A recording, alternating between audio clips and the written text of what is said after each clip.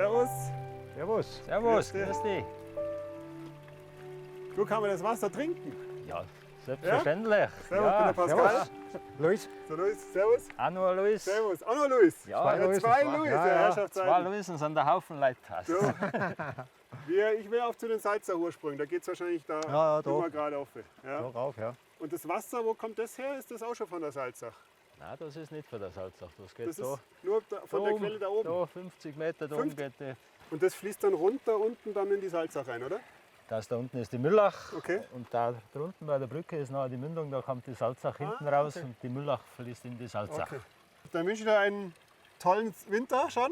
Danke, Bald der Schnee ja, kommt bald. ja, und den ja. Alois nehmen wir jetzt noch ein bisschen mit hoch. Ja. Der zeigt uns, Den nimmst du ja mit. Ja, der kennt zeigt uns jetzt, wo der es kennt wirklich sich gut losgeht. aus. Der. Ja, ja.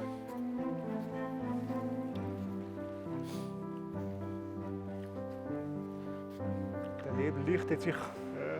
Und überall kommen die kleinen Bächle und bringen das Salzacher Wasser. Ja, gibt Und tausende Quellen. Warum heißt das eigentlich Salzach?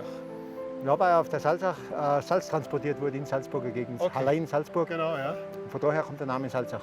Salz war ja für die ganze Menschheit lebenswichtig, bei uns sowieso. Wir haben ja auch von der Gegend Salz herbezogen, weil hier kein Salzvorkommnis ist. Ja. Du brauchst ja fürs Viehsalz, brauchst fürs Wildsalz, sonst kannst du nicht leben.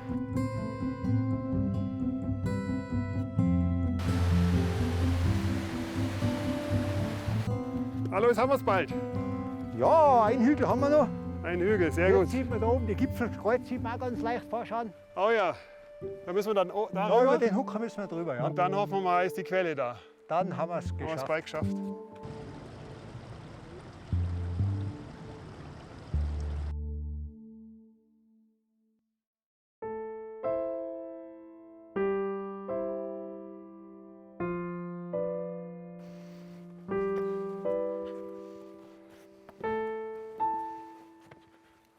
Jawohl. Haben wir es geschafft. Super, perfekt. Gewaltig. Danke dir. Wunderbar. Schön. Ja, sieht man schön. Gell? Da kommt es aus, gell? Wasser kommt da raus, Ja? kommt da direkt von den Felsen raus. Geht da vom runter aus dem Geröll irgendwo raus? Kommt da wahrscheinlich unterirdisch irgendwo Irgendwo raus. Und das ganze Jahr, gell? Ganz Jahr fließt das Wasser. Ja. Ja. Dann schauen wir noch mal hin, oder? Gehen Wenn wir mal da rein. irgendwie hinkommen. Muss ein bisschen aufpassen, glaube ich.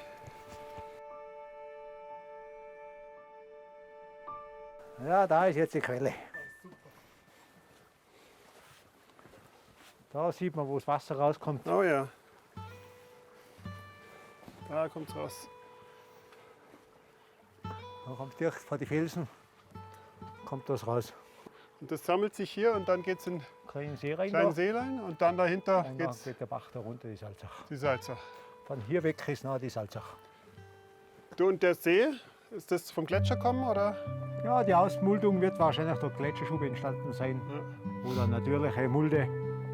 Und da hat jetzt das Wasser einfach eingefüllt. Okay.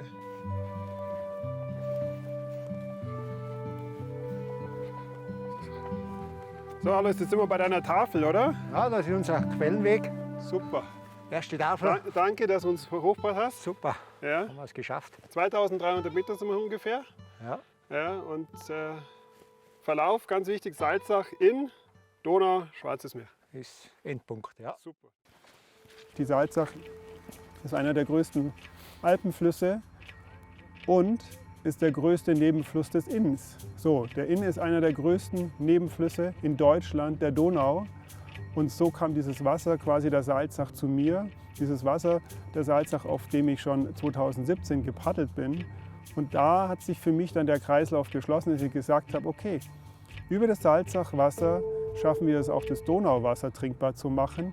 Und jetzt geht es darum, die Salzach zu erleben, zu spüren, schauen, was die Menschen an dem Fluss, wie die mit dem Fluss umgehen. Und ganz wichtig, es ist der erste Fluss für mich dann auch, den ich nämlich vom Ursprung bis zur Mündung paddeln kann oder begleiten kann oder an ihm entlang wandern kann, was ich an der Donau ja noch nicht gemacht habe, weil ich ja über die Isar in die Donau gepaddelt bin und auch die Isar nicht vom Ursprung habe. Also es ist schon Wahnsinn, wie die Dimensionen, die man dann sieht, wenn ein Auffangbecken leer ist und man nur die Steine, das Geröll und die Äste sieht. Da kann man sich vorstellen, was das für Wirkungen hat, wenn das plötzlich wirklich im Frühjahr, wenn der Schnee schmilzt, wenn das ganze Wasser kommt, was da für Gewalten sind. Als ich da drin stand, in diesem Auffangbecken nenne ich das jetzt mal, da bin ich mir relativ klein vorkommen, so als Mensch. Weil ich mir gedacht habe, wenn das da richtig marschiert, das Wasser, das spült mich weg, da bin ich innerhalb von einer Sekunde nicht mehr auf diesem Planeten. Und das zeigt eigentlich, was Wasser für eine Kraft hat, welche Demut eigentlich man davon haben muss. Ja, aber die habe ich auch. Also deswegen bin ich sehr vorsichtig, jetzt wenn es morgen ans Paddeln geht.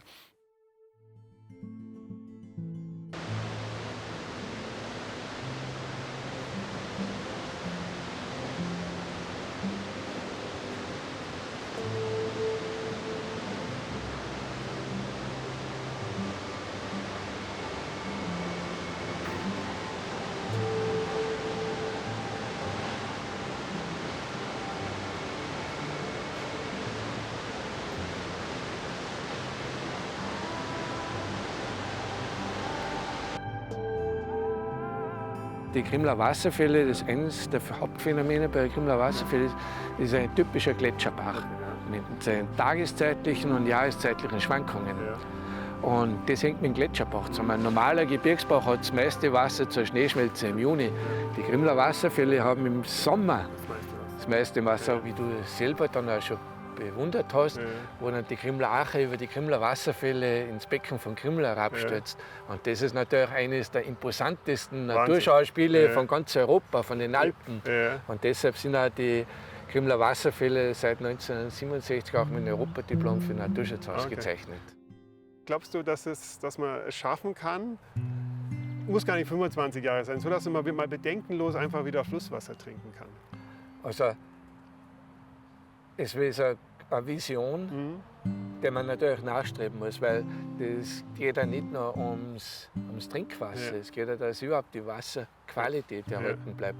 Und was ich dir mitgeben will, ist das, und das hast auch du sehr deutlich formuliert, dass man auf das kostbare Gut Wasser und Natur aufpassen muss und dass man dem Wasser den entsprechenden Raum gibt, damit sie da auch voll entwickeln kann. Und das ist dann auch der beste Schutz vor Hochwasser und auch die beste Garantie, dass die Natur intakt ist. Dieses alte Indianersprichwort ist, wenn du jetzt heute was machst, dann überleg dir, was hat das für eine Auswirkung in 7 Generationen. Meinen Paddelschlag, den ich machen kann, einzubringen, um eine größere Veränderung in unserer Gesellschaft hinzubekommen.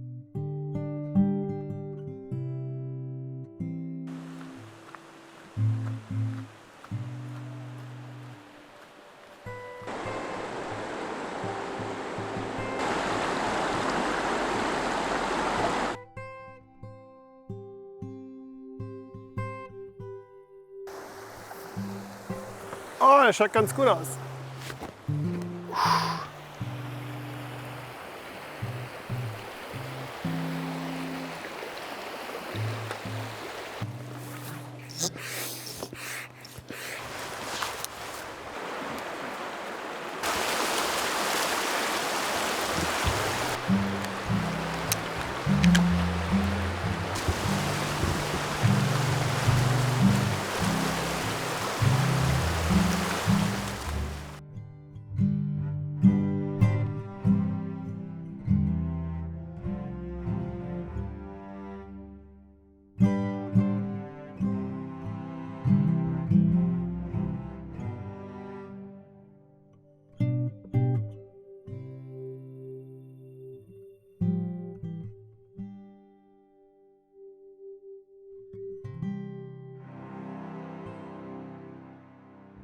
Die Biodiversität in Fließgewässern und in Gewässersystemen generell ist seit vielen Jahren stark rückläufig. Viele der Charakterarten der Fließgewässer, wie die Esche, wie der Huchen, auch Donaulachs genannt, aber auch Arten, die früher sehr häufig waren, wie die Bachforelle, sind vielerart im Rückgang. Das zeigt, dass sich viel an unseren Fließgewässern verändert hat. In erster Linie sind das Habitatveränderungen, das heißt Staubereiche, die in den Gewässern eingebaut wurden, die strukturellen Veränderungen der Gewässer, aber auch viele andere Faktoren, die auf die Fließgewässersysteme einwirken. Wir sprechen von multiplen Stressoren in diesem Zusammenhang. Es ist daher wichtig, wenn wir die Fließgewässerbiodiversität schützen wollen, dass wir einen Prozessschutz betreiben, dass wir letzten Endes die Dynamik, durch die sich Fließgewässer auszeichnen, erhalten in diesen Systemen oder wo das möglich ist, sie wiederherzustellen.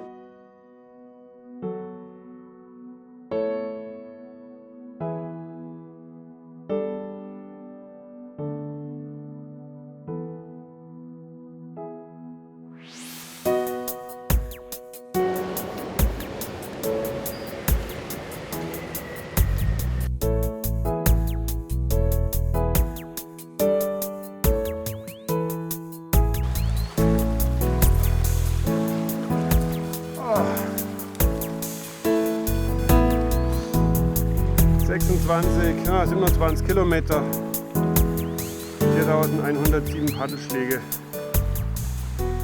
2,42. War okay, schön zum Runterkommen. Das Einzige, was ich leider viel gesehen habe, ist, dass viel Plastik, Tüten, immer wieder hängt an der Seite, alle paar Meter eigentlich, alle 20, 30 Meter. Und je mehr man natürlich zu den Menschen kommt, umso mehr Plastik. Wir müssten jetzt endlich mal aufhören, das fortzutreiben, weil wir an eine Grenze gelangt sind. Beim Artensterben, bei der Klimakatastrophe, bei der Vermüllung mit Plastik. Wir haben Grenzen erreicht dessen, was die Natur verträgt. Und das spiegelt sie uns jetzt auch zurück, sei es durch einen Dürresommer, sei es durch Jahrhunderthochwässer, wo ein Signal ja sehr deutlich an uns Menschen gesendet wird. Es geht nicht alles. Die Technik hat Grenzen, Ingenieursbaukunst hat Grenzen. Und wir müssen zu einer Koexistenz zwischen Natur und Naturgewalten und unseren Interessen kommen. Wir können die nicht gnadenlos durchsetzen. Und ich hoffe, dass wir das schaffen. Morgen, Olli. Hi. Die anstrengendste Arbeit vom Paddeln, oder? Ja. Servus. Schön, dass du da bist. Geil, heute zu sehen. Heute brauche ich dich. Ja, wenn wir durchkommen. Ja, glaube ich, schauen wir an. Ja? Ich paddel heute mit dem Pascal die Salzach.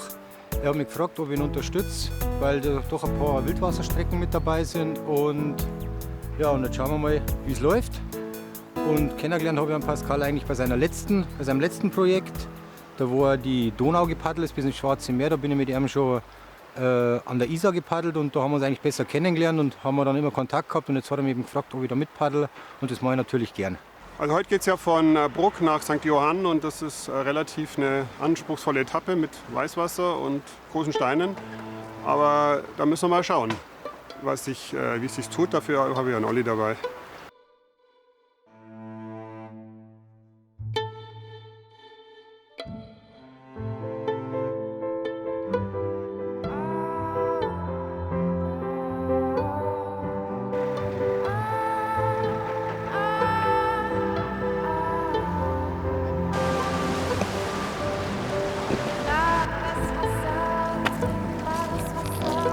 Wir sind um die Ecke gepaddelt Und dann haben wir den Betonklotz gesehen.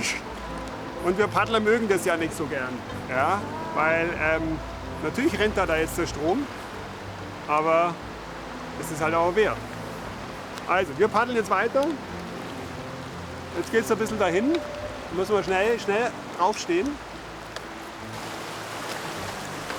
Die Wasserkraft hat wie andere Formen der Energieerzeugung auch ihre grünen Seiten und ihre roten Seiten. Zu den grünen Seiten zählt, dass sie eben grundlastfähig ist und auch in den Zeiten, in denen keine Sonne oder kein Wind weht, keine Sonne vorhanden ist, kein Wind weht, eben auch für die Energiebereitstellung sorgen kann. Auf der anderen Seite ist es so, dass viele der existierenden Wasserkraftanlagen für die Fließgewässer in vielerlei Hinsicht problematisch sind. Das ist die rote Seite.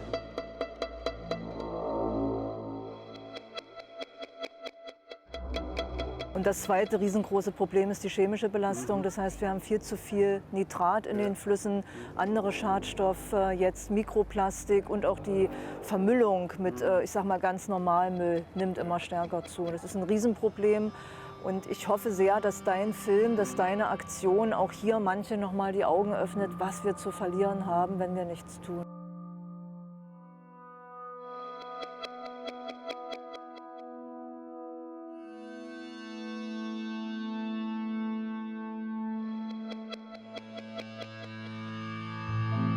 Grundsätzlich ist es so, dass die Naturschutzthemen und ökologische Themen bei Wasserkraftwerksbauten seit Jahrzehnten mit betrachtet werden. Es gibt Fischaufstiegshilfen schon aus den 1910er, 1920er Jahren an unseren Anlagen. Aber man hat im Laufe der zweiten Hälfte des 20. Jahrhunderts erkannt, dass der ökologische Zustand der Flüsse schon abnimmt. Und das auch durch die Wasserkraftanlagen. Nicht nur, es sind auch Hochwasserschutzanlagen, es sind andere Nutzungsinteressen. Aber die Wasserkraft trägt ihren Teil am Zustand der Flüsse.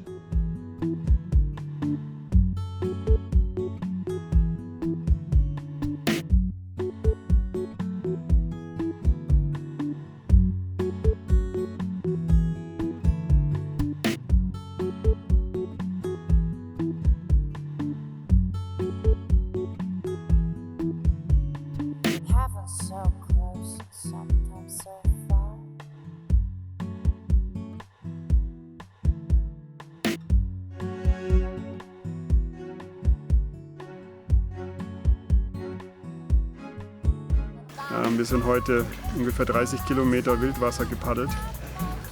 Hat Olli auch noch nicht in der Form gemacht, in der Länge. Und Wildwasserkategorie zwischen 1 bis 3 plus. In meinem ganzen Leben habe ich noch nie Wildwasser gefahren, also es war schon sehr sportlich. Was das Schöne an der Etappe war, dass wir heute einfach die Rohheit, die Wildheit des Wassers gespürt haben in allen Facetten. Also ich bin ein paar Mal reingefallen und ja, kriegt mal den einen oder anderen Schlag vom Stein mit.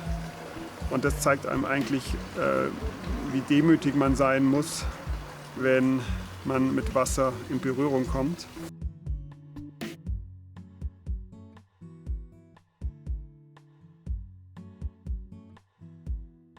Oh.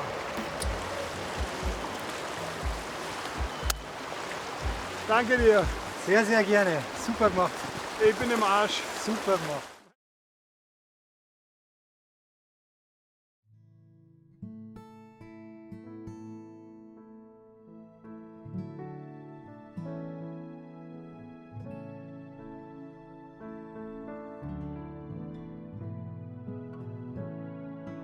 Es ist über Jahrhunderte gegangen, dass wir die Bäche, die Flüsse kaputt gemacht haben. Das mit dem Plastik geht jetzt auch schon Jahrzehnte. Es gibt nichts, was ganz, ganz schnell geht. Nee, das sowieso. Na, und wenn wir solche Aktionen haben wie deine, wenn wir junge Menschen haben, die Müll aufsammeln gehen, wenn wir Menschen haben, die auf und an dem Wasser sich aufhalten, Sport betreiben oder einfach spazieren gehen, sich dort erholen, ihnen bewusst machen, was sie für ein Kleinod haben. Das gehört uns allen, ja? Das Allgemeingut. Das besitzt nicht eine Firma, ein Betrieb, ein Konzern, sondern das ist uns allen gegeben worden.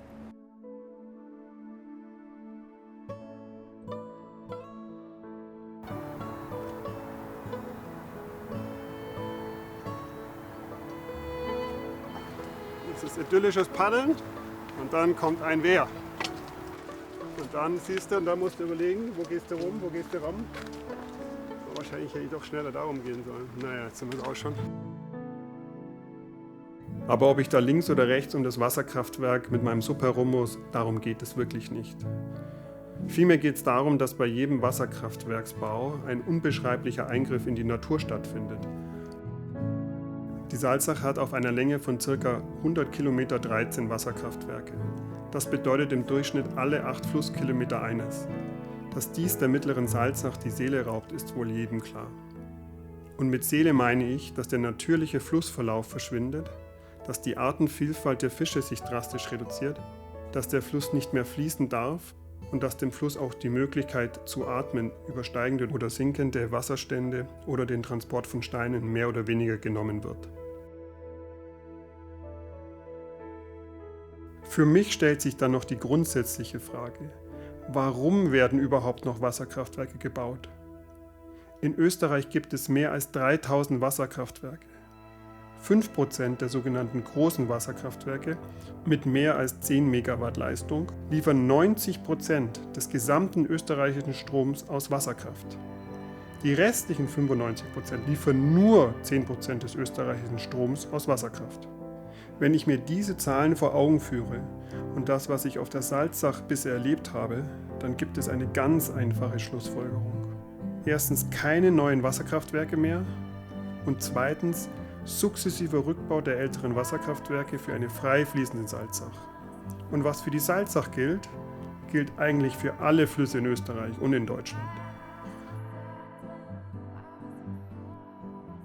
Wir werden sicherlich flächendeckend die Wasserkraft nicht abschaffen können. Das sollte auch nicht das Ziel sein. Sie ist ein Teil von dem Energiemix und als wichtiger regenerativer Energieträger natürlich auch für die Netzstabilität, für viele Dinge sehr wichtig. Auf der anderen Seite muss es darum gehen, dass wir die negativen ökologischen Auswirkungen der Wasserkraft minimieren. Wir haben in einem Forschungsprojekt hier zeigen können, unter welchen Betriebsbedingungen, unter welchen Standortvoraussetzungen man die Wasserkraft weniger schädlich für die Ökologie der Gewässersysteme machen kann. Und ich halte es für sehr wichtig, dass man diese Erkenntnisse auch umsetzt. Entscheidungen zum Bau oder zur Modernisierung von Wasserkraftanlagen sind häufig sehr lange wirkend. Eine installierte Wasserkraftanlage steht in aller Regel weit mehr als 50 Jahre, manchmal bis zu 100 Jahre. Und von daher ist es sehr wichtig, eben auch bei solchen Planungen den wissenschaftlichen Erkenntnisstand zu berücksichtigen und diese Entscheidungen, welche Kraftwerkstechnologien, welche Betriebsweisen unter welchen Bedingungen am wenigsten schädlich für die Ökologie der Gewässersysteme sind, diese Entscheidungen eben fundiert zu treffen.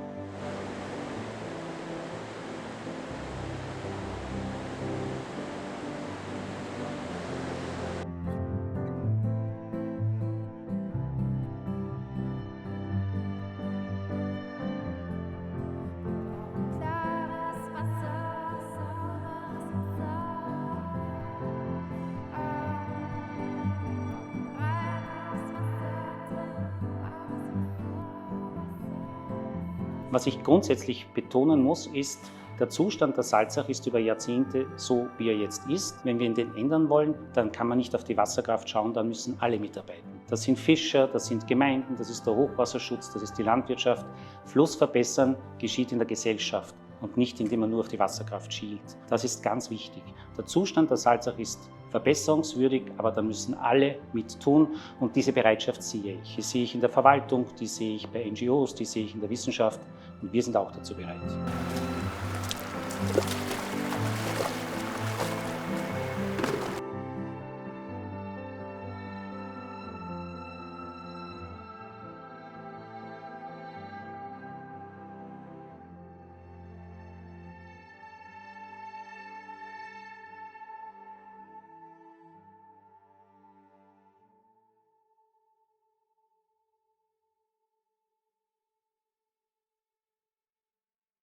Jetzt sind wir in Hallein, 52 Kilometer von Schwarzach mit ungefähr, 7 oder 8 Wehren.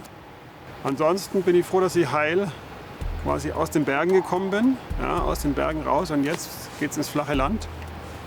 Und da fühle ich mich wahrscheinlich ein bisschen mehr zu Hause als im Raftwasser. Jetzt geht es von Hallein weiter über Salzburg. Schauen wir mal, wie weit man kommt bis Dittmanning. Die erste 2,5 Kilometer bin ich gelaufen, da waren 2 Wehre, das haben wir uns nicht angetan zum Paddeln.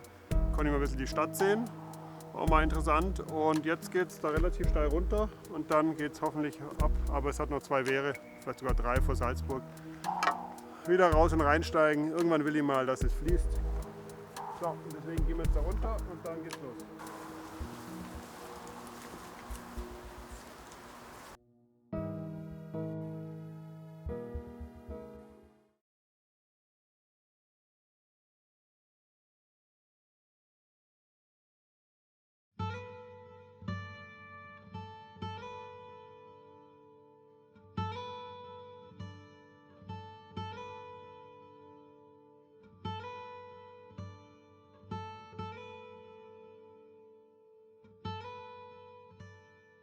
Servus, Jungs. Servus. Ja. Schön dass ihr mich empfangt hier. An der besonderen Stelle, gell? Ja, wunderbar. Ja, schön, dass du angekommen bist. Jetzt stehen wir ja da kommt die Saalach da hinten rein. Sieht man eigentlich ganz schön. Und die Salzach kommt von rechts. Und jetzt sieht man hier viel Kies. Genau. Da ist irgendwas passiert. Früher war hier wahrscheinlich alles Verstein gewesen. Was so wie es auf der drüberen Seite ist, also mit den großen roten Blöcken, die eben die Salzach gezähmt haben. Und hier ist das wieder geöffnet worden, sind Steine wieder herausgenommen worden. Und hier hat man zumindest im begrenzten Ausmaß der Salzach wieder die Möglichkeit gegeben, selbst das Ufer abzugraben und zu gestalten. Und da liegen jetzt auch wieder die Steine, die ursprünglichen, die halt auch aus den hohen Tauern heraus transportiert werden. Und eben das Geschiebe, das so wichtig ist, eben auch gegen die Eintiefung der Salzach. Und wann ist das passiert? Ich glaube, da war irgendwann ein Hochwasser, oder? Wo hast das 2013. 2013. Ja, da haben wir Hochwasser gehabt. Da ist Freilassing, Teil von Freilassing abgesoffen, weil die Saalach, das Flussbett nur ein 30-jähriges Hochwasser verträgt. Da hat die Saalach praktisch ihr ursprüngliches Flussbett, also in der ganzen Breite von einem Kilometer oder mehr, wieder in Besitz genommen.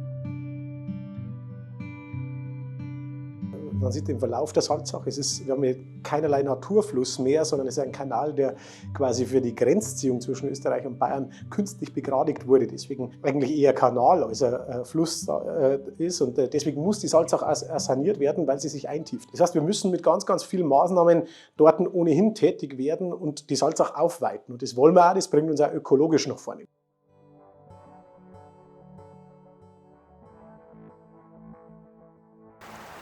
Das ist, glaube ich, das Wichtigste, dass die Menschen in die Natur gehen, sie spüren, dann werden sie sehr achten und dann werden sie hoffentlich nicht versuchen, ein Haus in erster Reihe auf Stelzen da drauf zu bauen. Vielleicht kommt einer auf die Idee, sondern einfach mal sagen, dann bin ich halt mal 500 Meter oder was, einen Kilometer weg.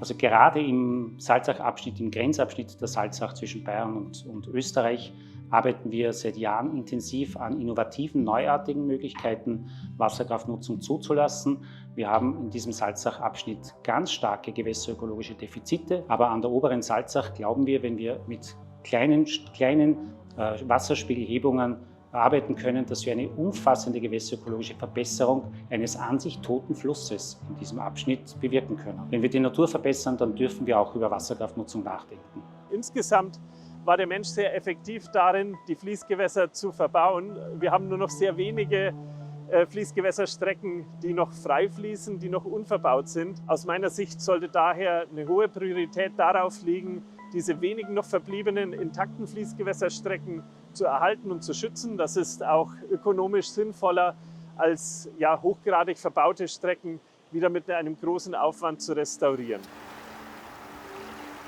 Wie wunderschön das sein kann, sieht man dann, wenn man allein in der Natur ist und man kein Auto hört, keinen Menschen auch sieht und nur den Fluss zuhört. Da geht einem das Herz auf und mir insbesondere. Und dann merke ich auch, warum ich das machen möchte. Das Wasser fließt und ich freue mich gleich mit 40 Mitpaddlern die Salzach die letzten Kilometer zu machen. Es sind 50 Kilometer, ich paddle jetzt die ersten 20 alleine. Und dann den Rest zusammen mit den anderen.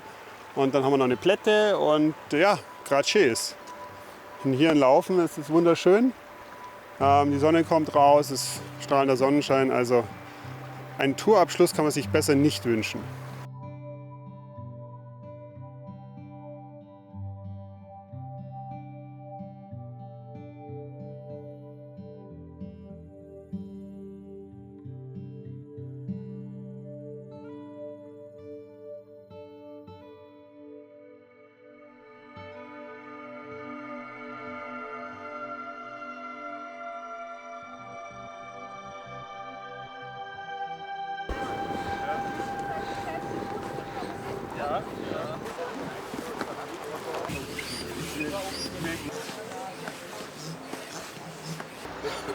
Okay. Wie viel hast du denn da? 15. Entschuldigung, aber wir müssen ja ein bisschen auf die Tube drücken, also in Anführungszeichen. Wenn sich jetzt jeder sein Brädel schnappt und die jetzt dann gleich da einlegen wollen, können da runter paddeln. Und die guten Paddler unter uns kümmern sich bitte um die nicht so gut paddeln.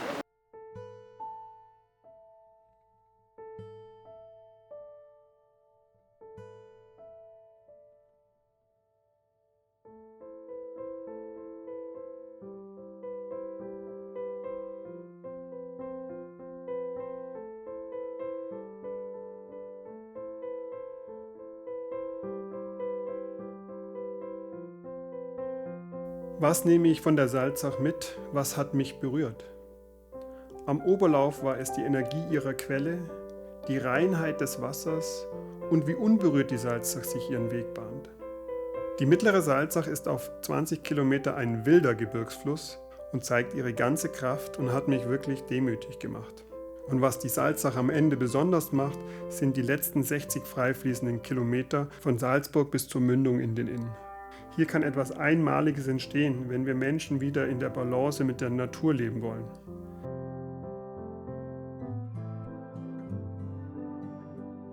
Es liegt nur an uns, die untere Salzach wieder zum Naturfluss zu machen.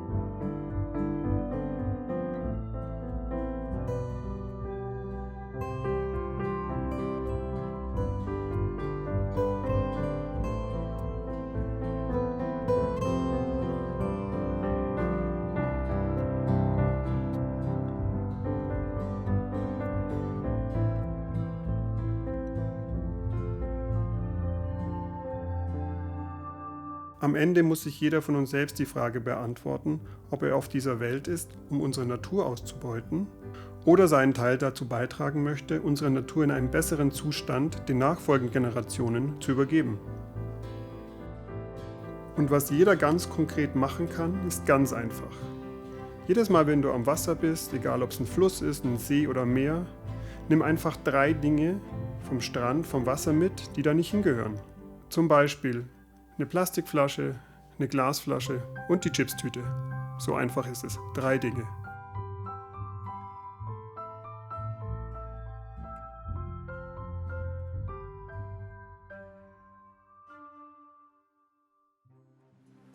We need silence to heal, truth to be real. We have the sun to grow, water to flow. We gotta see it, we've gotta know it. We've gotta get, we've gotta do it. Hallo.